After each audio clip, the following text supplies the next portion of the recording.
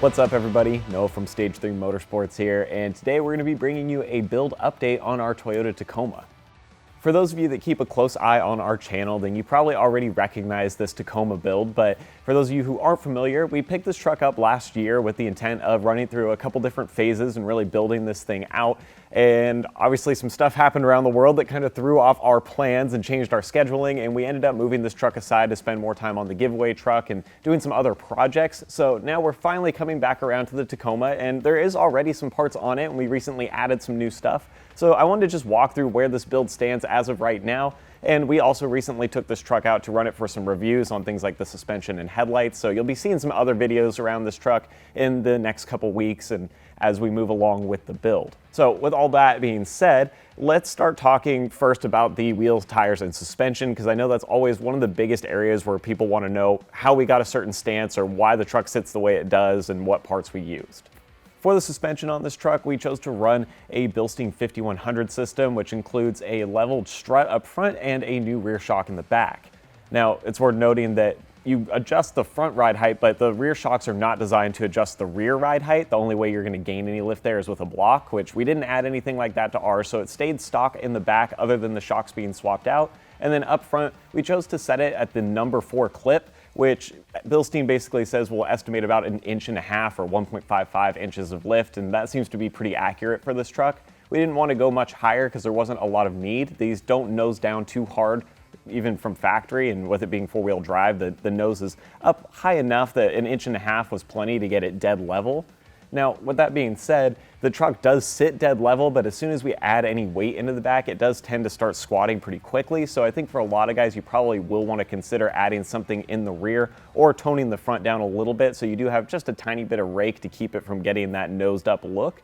But when the truck's not running anything in the back and it's not fully loaded out with camera gear and parts or whatever else we're hauling, it does sit really, really nice.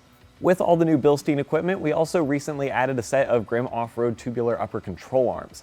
Now, our truck didn't necessarily need these right off the bat, but it's one of those pieces that people end up replacing as the ball joints wear out, or if you put a little bit more lift in your vehicle, say 2 inches, 2.5, whatever it may be, the upper control arms can be a lot more essential at that point, so we did want to make sure that we still tackled a set on this truck. Now, these Grimms work really well for this build. They went on decently nice. It wasn't anything that Grimm did wrong. It was more so Toyota's engineering that made it hard to install at some points, but we did get everything put together. The look is great, and they handle super well off-road. It just gives you that little bit more articulation, a bit more flex with it being a uniball instead of a ball joint. So there's not as much binding that happens, and they're also designed to help accommodate a lifted truck's geometry in the suspension so you can get a better alignment. And a lot of that can be a huge benefit in the longevity of your truck. So we're certainly glad that we threw those on there. Now, to match up with all this new suspension equipment, we obviously needed to get a wheel and tire setup that fit properly on this truck. And we started off with a set of these Black Rhino Prim wheels. Now, this wheel is their Prim with the fake bead lock, or bead looks, if you will, not the real bead lock, because obviously we're not going to run that on the street, and this truck isn't doing any sort of rock bouncing or anything crazy, so there wasn't any need for it. With that, we chose to run this wheel in a 17x9 with a 0mm offset, which gives it a really nice fitment. We don't have them sticking out way outside the wheel wells, and it's not sucked in to where it looks like a train car or anything, so it does get it pretty nice and flush with the fenders and the lines of the truck. And with these being 17s, we still maintain a lot of sidewall, which is always important to me. Whenever I do these builds, I like to stay as far away from 20-inch wheels as I can to really keep some meat on the tires and keep it capable off-road and give us that ability to air down when we need to. Wrapped around these new wheels is a set of Toyo Open Country RTs, and we got these in 285/70/17, which rounds out to about a 32.6 or 32.7-inch tire, and it's a really good fit on this truck. Personally, I run this same tire size on my 4Runner, really happy with the way it looks and the way it fit, and it seemed like a pretty logical setup for this vehicle because we didn't want to go with anything insane. We weren't going to try and stuff 34s or 35s on here, and we just didn't want to run that much lift on this truck to start. So with it being at 1.5 inches with these tires, we only had to do a very minimal amount of trimming, and there wasn't any sort of frame cutting or metal cutting that had to happen. It was mostly just cutting a little bit of the plastic in here along the inside of the bumper and that fender liner and just pushing some things out of the way. With a little bit of plastic work there, we're able to get it to where it runs really nice. It's not rubbing on the street all the time, and we can actually wheel this thing without it just being a bear to deal with. And it still maintains a good look where the truck is quite a bit beefier than it was from stock. It's also worth noting that these open countries are the RT, as I said before, which is kind of their hybrid terrain tire. So it's not a true all-terrain, it's not a true mud terrain, it sort of is in the middle, which is a weird segment to exist, but it works well, and a lot of people really like these tires for good reason, because they are a bit more aggressive than your standard all-terrain, but you don't get a lot of the road noise that you get with a full-blown mud terrain like a KM3 or one of the Mickey Thompsons or something like that. So it does keep this truck tame enough that we can still enjoy driving it around every day and taking it on road trips, and then be able to get off-road with it and have the traction that we need. So now that we've covered everything in terms of wheels, tires, and suspension on this truck, let's move on to some of the newer stuff that we more recently added, which is more specifically lighting. As you can see right off the bat, we have new headlights and fogs, and what we chose for the headlights is a set of Alfa Rex Nova Series headlights, which are an LED projector. On this truck, it was an especially big upgrade because this is an SR, it's very bare bones, and it just had stock halogen lights. And for a little bit of time, we did run some LED bulbs in those halogen housings, which is pretty good. It does improve the output, and it looked a little bit more updated, but we wanted to move to a true projector headlight and something that kind of fit the style of this build better and looked a lot more aggressive, and this headlight definitely fits the bill for that.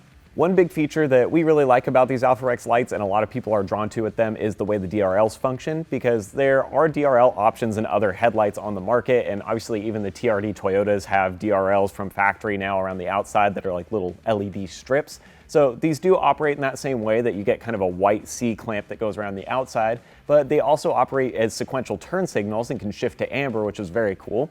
And in this truck, you can even run them as amber running lights on the front if you prefer that look over the white. The other neat thing that they do is when properly wired in, you can get a full startup sequence. So whenever you hit unlock on your truck or you go to key it on, it'll kind of run through this like little dance where the LEDs trail around the outside and flash into place. And it's one of those things that's maybe a bit mall crawler-ish, and I don't know that it has any real off-road functionality, but it does look cool and it gives a bit of sense of quality for the truck. So that really kind of sold us on these headlights for this build. Moving on to our new fog lights, we did have the factory halogen fog lights in there for a little bit and then swapped them to LED bulbs similar to the headlights to make everything match. And once again, it was a little bit of an improvement, but we wanted to take it that next step further and get something in here that's a lot more durable and a bit more off-road focused. And so what we chose to do is run Rigid's 360 series fog lights. Now, I said off-road focused, but the nice thing about these lights is that they do offer SAE street legal versions, and that's what we chose here. And we also chose to run it in amber because we wanted something that functioned like a true fog light. So we can still use this on the road, we can use it in foggy, rainy conditions, or when we're just out at night cruising on trails, and we don't have to worry about running into issues with not being able to use it on the street or having it create a lot of glare and kickback.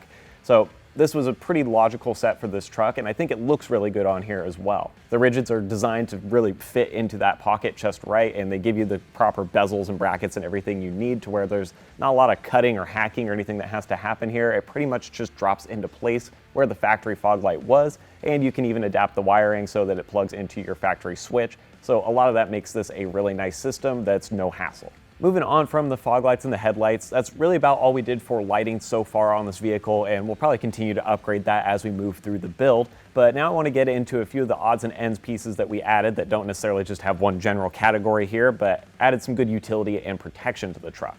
So we'll start with the Rci Skid Plates underneath. This was one of those mods that we did quite a bit earlier on. You can see the install videos on our YouTube page, but we went for their all-black powder-coated steel skids, and we did everything from engine all the way back to transmission. So there's a lot of good coverage underneath this truck, and it was especially important here because, once again, with this being a more bare-bones base model vehicle, it didn't come with a lot of protection underneath. It just wasn't optioned out, whereas some of the TRD trucks do have skids and have a little bit more protection from factory. And so for those trucks, this is maybe less important, but here we wanted to make sure we did get everything buttoned up right. There's not much to say for a skid other than does it fit right and does it protect, and I would say that the RCIs do both of those things. We've bumped them once or twice underneath, just kind of fooling around to see if we could get it to ding or scratch, and while you can scuff the powder coat up, it's going to take a lot of effort to get these to bash through or cause any damage to the vehicle. We certainly didn't want to try and test that to see if we could punch a hole through the bottom of the oil pan, but it looks like so far it's going to hold up well for our needs and purposes, and it definitely provides a bit of peace of mind, especially on rockier trails or areas where you might have logs and sticks shooting out where one could catch you off guard and come right up through the bottom of the truck. So overall, really happy with the way these fit and work. Now, if you work your way around to the back of the truck, you'll see that we did some stuff to the bed and we added a tonneau cover and a new bed mat back there. And for the tonneau, we kept it pretty simple. We just ran Truxedo's folding X12 little soft roll tonneau cover. It's nothing crazy. It basically kind of rolls out on some rails, has Velcro on the sides to seal it down, and then latches at the end to lock it into place. They're very cheap, easy to install, not a lot of hassle. They don't weigh anything. So it was a good fit on this truck to get a tonneau cover on there that wasn't gonna add extra weight or lose bed space like some of the rolling tonneaus do.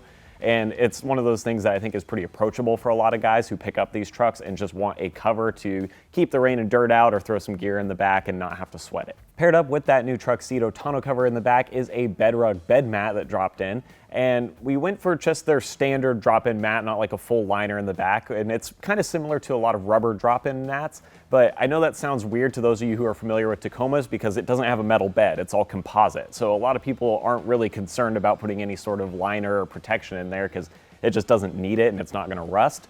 But the thing we like about the bedrug specifically is that since it's not a rubberized mat, it has some different utility. With it being more of a carpet texture with kind of a foam backing underneath, it's a lot more useful if you're hauling more delicate equipment or you want to use this for tailgating and camping because it's actually comfortable to lay and sit on and it's pretty easy on your equipment as well. So if you're throwing luggage in the back or camera gear like we do very often, it provides that extra layer of cushion and helps provide a little more traction than just slick plastic or composite does. So things aren't sliding around as much in the rear and you don't have to worry about stuff getting scuffed quite as badly. And then, like I said, if you're gonna sit in the back, it's also decently comfortable. So this was one of those things that was just a quick little throw-in mod that made a lot of sense for the back of the truck for the way we use it and is something you guys might consider if you do spend a lot of time in your bed. So guys, I think that wraps up pretty much every mod we have done on this truck thus far. And hopefully this was a little insightful for you and gives you guys a better frame of reference for what's gone on with this truck and where the build sits. One of the things I like is that obviously this is not a crazy build and there wasn't a ton to go through here, but it's very approachable and this truck is super daily drivable and usable for somebody who wants a daily driver or a family hauler and has a truck that has to serve multiple purposes. One of the other things is obviously a lot of these mods are on kind of the more affordable end of the spectrum, so there's a lot here that you can pick and choose from for your own vehicle and not break the bank with to get a similar look or feel.